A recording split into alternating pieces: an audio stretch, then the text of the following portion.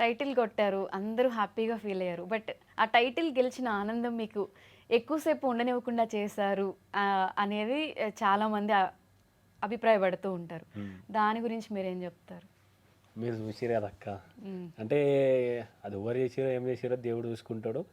అంటే పాపం ఎవరు విడిచిపెట్టారు కదా. ఇక బయటకు వచ్చిన తర్వాత కొంచెం అట్లా ఇట్లా అయింది. ఇక అనుకోకుండా జైలుకి పోవడం 4 రోజులు ఉన్నా. హ్మ్.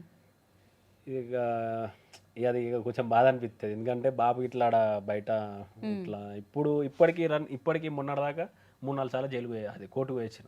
ఇప్పటికి హ్మ్. పిలుతూనే ఉన్నారు, పోతూనే ఉన్నా. అంటే 3 ఇయర్స్ అయిపోయింది ఇదంతా జరిగి. అయినా సరే ఇప్పుడు మొన్నటి నెలలో పోయినా మళ్ళీ ఇప్పుడు డేట్ చెప్పొద్దు కానీ ఈ నెలలో ఉంది, వచ్చే నెలలో ఉంది, పోతూనే ఉన్నా. 3 ఇయర్స్ నుంచి తిరుగుతున్నారా? తిరుగుడే ఉన్నది.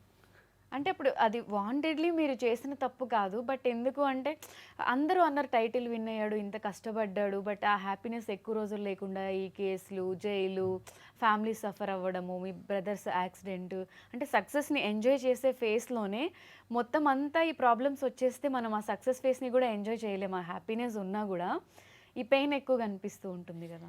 నేను అన్నారు కదా యాక్సిడెంట్ అని, అది ఇంకా ఇప్పుడు మా తమ్మిని చూస్తే అదే గుర్తుకొస్తుంది. చచ్చిపోయేటోళ్ళం మొత్తం. ఒక ముగ్గురు ఉన్నాం, ఒక ఆయన మంచిగా ఉన్నాడు. నాకు వెనక మొత్తం ఇట్లా గుద్దినట్టు తాకింది. తమ్ముని గిడ ఇది మొత్తం క్రాక్ వచ్చింది. ఆపరేషన్ చేస్తేనే ఇట్లా, లేకపోతే ఇక్కడ నుంచి ఒకటే కనిపిస్తుంది, చూస్తాడు తప్ప ఇదంతా ఇట్లే ఉంటుంది, చలనం లేకుండా ఉంటుంది అని చెప్పారు. ఇక అప్పటికి నాకు ఇట్లా అనిపించింది. తెల్లారితే బర్త్డే ఆడింతో చేసుకుందాం అనుకున్నాడు. చూసే వారికి బెడ్ మీద బర్త్డే జరుపుకున్నారు ఇట్లా ఉన్నదని నేను బయటకు వెళ్ళిపోయినా. అనిపించిందా అసలు బిగ్ బాస్కి అనవసరంగా వెళ్ళాను అంటే బిగ్ బాస్ కాదు, ఆడ ఆపద ఉందని మనం తోలుకొని పోయినా. డ్రైవింగ్ చేస్తాడు మన తమ్ముడే కదా అని, ఆడ వేరేటోళ్ళు ఆపద ఉన్నది ఇట్లా హెల్ప్ చేయాలంటే మేము హెల్ప్ చేసి తిరిగి వస్తుండగా అయింది. మళ్ళీ ఒక 2 నిమిషాలలో ఇంటికి పోతాం అనంగా అయింది అట్లా. ఇక చాలా బాధ అనిపించింది. తమ్ముని ఒకనైనా తీసుకొచ్చిన, నేను ఒక్కనైనా పోతే ఒక్కనే పోదును అనిపించింది. అంత బాధ అనిపించింది. ఇక తమ్మిని ఇప్పటికి చూసినా అని మీద చేయాలన్నా అదే గుర్తుకొస్తుంది నాకు.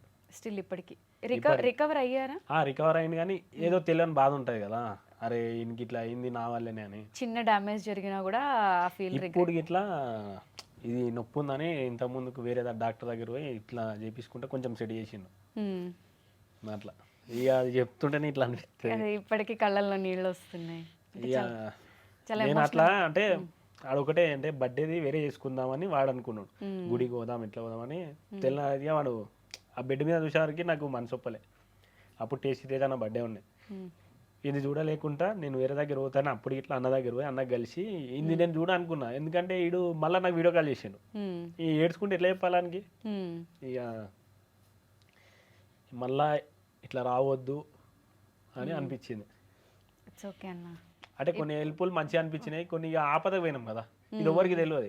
హెల్ప్ చేసి రిటర్న్ వస్తున్నప్పుడు ఇలాంటి సిచ్యువేషన్స్ మనం ఎక్స్పెక్ట్ చేయము. అంటే మీకు ఎంత పెయిన్ ఉంది అనేది, అంటే అబ్బాయిలు అంత ఈజీగా ఏడవరు అని అంటారు కదా, మీరు ఇప్పటికీ స్టిల్ ఎమోషనల్ అవుతున్నారు అంటే ఎంత బాధపడ్డారు అనేది అర్థమవుతుంది. అన్ని చూస్తున్నప్పుడు అదే గుర్తుకొస్తుంది. ఇప్పుడు సెట్ అయ్యారు కదన్న మొత్తం, బట్ మీ వల్ల జరిగింది అనే ఒక బాధ మీకు ఉండిపోయింది. అదొకటి. ఓకే, ఏడవకండి. ఏడవకంటే ఇక అది అంటే నేను పోయినా నాకు ఏమనిపించేది, తమ్ముడు కదా, ఇక ప్రేమ ఉంటుంది. అంటే మా అదృష్టం ఏంటంటే కారు అటు 3 పల్టీలు పడ్డ తర్వాత ఒక టాటా ఏసి వచ్చింది. అంటే ఇట్లా వచ్చి రాగానే లైట్లు కనిపిస్తున్నాయని ఒక ఆయన దిగి డోర్ తీయంగా 4 కిలో వచ్చేసిన తర్వాత ఇట్లా పట్టుకున్నాడు.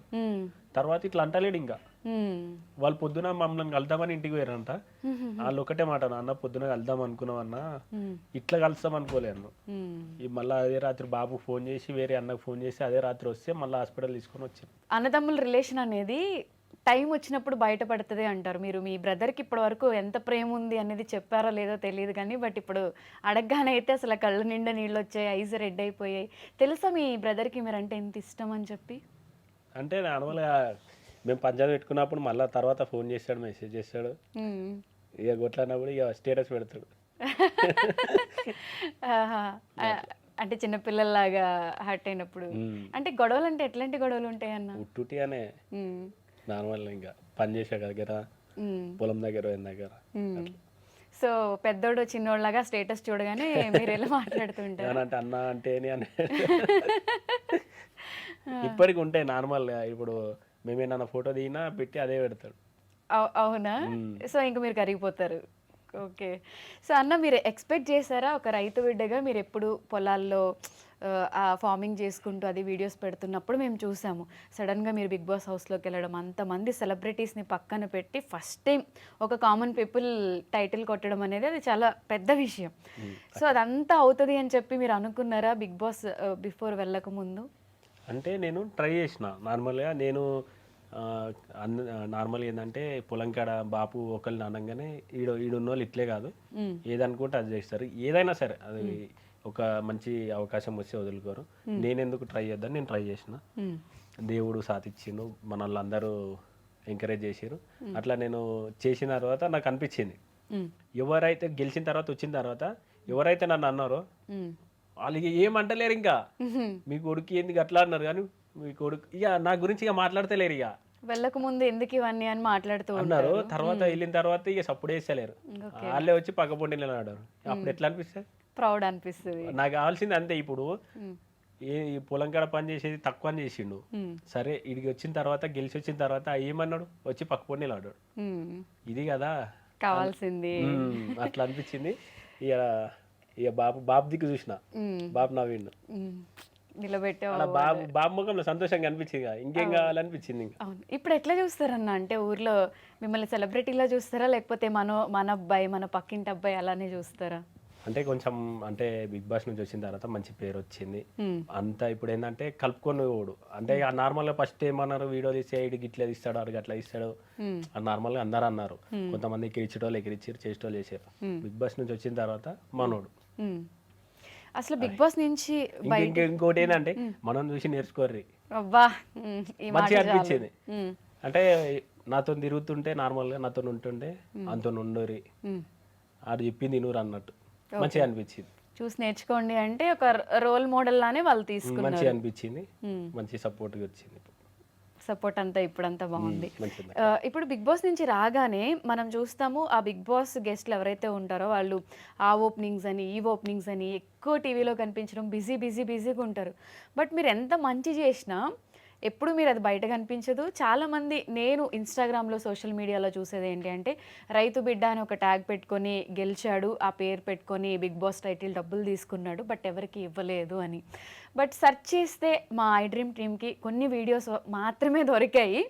సో, దాని వెనకాల ఉన్న రీజను అసలు మీరు బిగ్ బాస్ నుంచి వచ్చిన డబ్బులు ఏం చేశారు? ఎలా పంచారు? అనేది చాలామందికి తెలీదు. అసలు మీ కట్టింగ్స్ పోగా ఎన్ని మిగిలాయి? బిగ్ బాస్ నుంచి మీకు మిగిలింది ఏంటి అనేది ఒక్కసారి నేను విత్ ఆడియన్స్‌కి మనకు దొరికిన విజువల్స్ కూడా ప్లే చేస్తాను. ఫస్ట్ మీరు చెప్పండి. అంటే నార్మల్‌గా నేనేమనుకున్నా అంటే సరే విన్నర్ అమౌంట్ 50,00,000. 50,00,000 అయితే యావర్ ఫోర్త్ వచ్చింది కాబట్టి 15,00,000 తీసుకెళ్ళు. నేనేమనుకున్నా 35,00,000 కదా! మంచిగా చాలా మందికి పంచొచ్చు. అంటే నేను అనుకున్న దానికన్నా ఇంకొంచెం మంచిగా వచ్చింది కదా! అంటే నేనేమనుకున్నా అంటే 30,00,000 కదా! చాలా మందికి పంచొచ్చు అని నా లోపల ఉండే. సరే ఇట్లా అయింది, అట్లా అయింది. కొన్ని రోజులు ఇంకా నాకు తెలియదు కదా! అప్పుడే ఇస్తారేమో, తర్వాత ఇస్తారేమో అని నేను అనుకున్నా. ఇక అందరూ ఇవి వచ్చినయి ఏం చేసినావు? అది రాలే. రాకముందుకే వచ్చినయి ఏం చేసినావు అంటారు. 35 లక్షల్లో ట్యాక్స్‌లన్నీ కట్ అవుతాయి. చెప్తా. అది ఏందంటే 30,00,000 కదా! అది రానికి టైం పడతది. కొంతమందికి తెలవక అంటనే ఉన్నారు. ఇంకా అరే ఏంది ఇవి రాలే వీళ్ళు అంటనే ఉన్నారు. అసలు వీళ్ళకి ఏం తెలుసు? వచ్చినాయా రాలేదా వీళ్ళకి ఏం తెలుసు? గిట్లా అంటున్నారా అని నేను బాధపడ్డా.